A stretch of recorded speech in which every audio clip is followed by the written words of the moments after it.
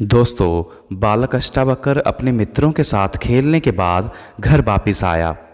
घर वापिस आते ही उसने अपने माताजी से पूछा, माताजी मेरे पिताजी कहाँ है?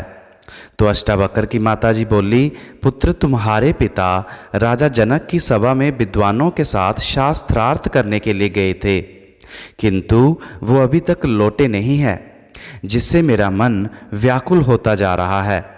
यह सुनकर अष्टावक्र ने कहा, हे माता, आप चिंता मत कीजिए, मैं कल सुबह राजसभा में जाऊंगा और पता लगाऊंगा आखिर बात क्या है और पिताजी को वापस लेकर आऊंगा। तो अष्टावक्र की माताजी बोली, बेटा तुम अभी बालक हो, राजसभा में तुम्हारा प्रवेश आसान नहीं है, वहाँ तुम्हारा उपहास भी हो सकता है, क्योंकि तुम्हारा शरीर 8 जगह से टेढ़ा मेढ़ा है। तो बालक अष्टावक्र बोला, माँ डरो मत, मैं अपने पिताजी के साथ जल्द वापस आऊँगा।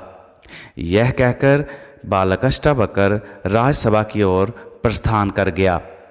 जब वह राजसभा में पहुंचा तो उसके टेढ़े मेढ़े शरीर को देखकर सभा में उपस्थित विद्वान ठहाके लगाकर हंसने लगे और कहने लगे, ये बालक भी हमारे साथ शास्त्रार्थ करेगा।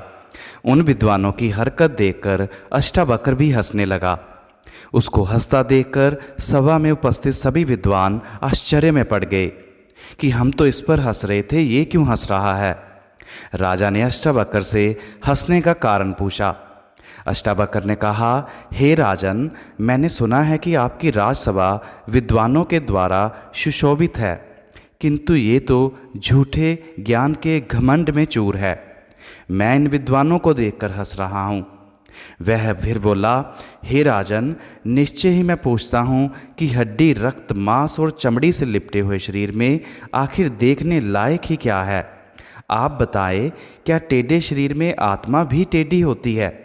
यदि नदी टेढ़ी है तो क्या उसका पानी भी टेढ़ा होता है?